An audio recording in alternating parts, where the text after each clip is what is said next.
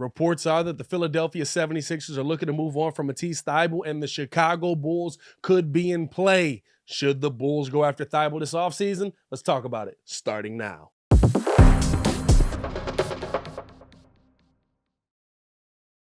Now, if you are new to the channel, please like the video. Please subscribe to the page because we do talk Chicago sports daily on this channel. It's the only channel talking Chicago sports, how Chicago talk. So make sure that you get in tune with us, man.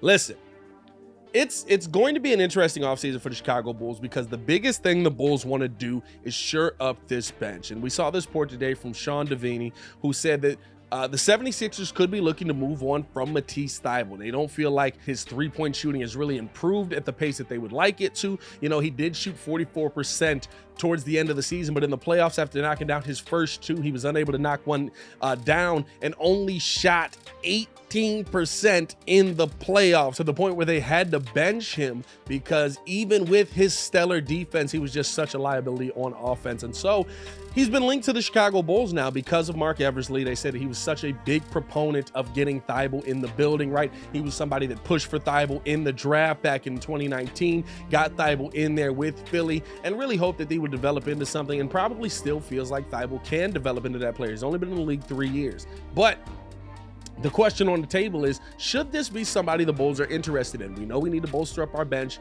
We know we need to go after some of these guys that we're going to try and get on a little bit of a discount. We could see Thybulle getting out of there. He's only on his contract, he's only about $4.4 million. So a cheap player after hopefully signing Zach LaVine to stay here, right? Somebody who you can get in, get on the bench, nice defense, hopefully give you a little bit of offense, but you didn't see much offense from him this season. Shot about 31% from three in Philly, did average about 50% from the field though, but only taking 4 shots per game. Here you would assume he's going to be taking more shots. You don't know how that percentage is going to go up or down, and you've kind of seen from Thybulle, he's just not the offensive player that you would hope he would be. And I think that's kind of a reason why, for me, I would shy away from Matisse Thybulle. Now, I will say something that is in his favor is he could come in and be what you would hope the replacement is for Derrick Jones Jr., right? Unless Derrick Jones is going to take kind of a team-friendly deal. You get him in here on a $2-3 million deal.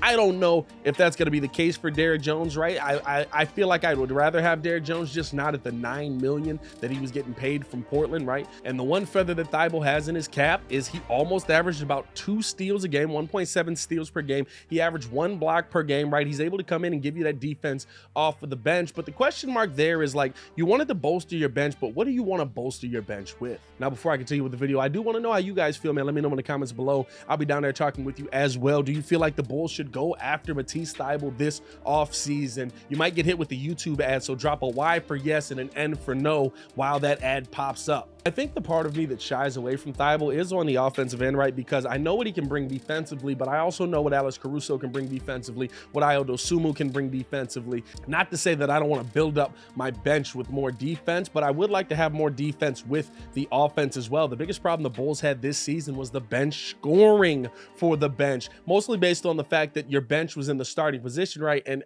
I think that's an even bigger question there as well, right? Like, if you have to go with Ayo as your starting point guard, do you want to be wasting money on Matisse Thybulle coming in as your backup 3 essentially, but as your backup 3 that can't give you any offensive production, can't give you scoring off of the bench when if Ayo does have to move to the starting lineup because Lonzo's injury lingers into next season, or Lonzo just has, you know, similar injuries and things like that, is it going to destroy your bench scoring in that situation? That could be a case where Matisse Thybulle, yeah, like you hope for the best. You hope that he's able to develop that 3-point shot and shoot like he did at 44% closing out in those last 15 games, but you can't count on that, right? Like, this is Chicago. We've seen guys have a hot month. We've seen guys have a hot couple of months. We have to see if it can be sustainable. The one thing that Thybulle can sustain is the defense, but do we feel like defense at that position is the biggest problem for the Bulls? And I say that position, right, because the issue that the Bulls had wasn't your defensive wings. Now, granted, injuries destroyed you this season, right? So you got to the point where you're using Troy Brown Jr. To the max. But if I want to keep a guy for defense that I want to put out there at the 3, yeah, he might be a little undersized, but I watched him play the 4 all season. Keep Javonte Green.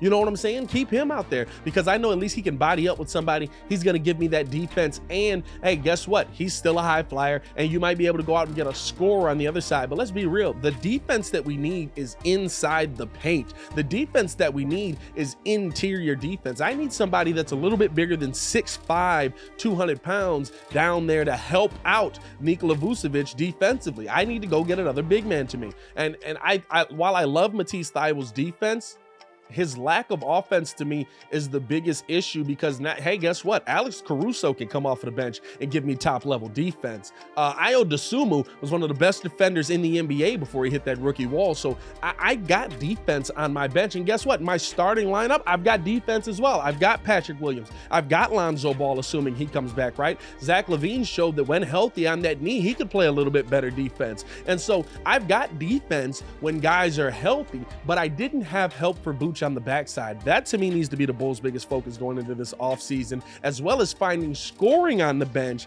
Matisse Thybulle just doesn't do that for me. And so for me, I would pass on Thybulle even at $4.4 million, unless you feel like he's going to become this offensive juggernaut all of a sudden, or he's going to finally figure out how to add the 3 to the 3 and D. You know what I'm saying?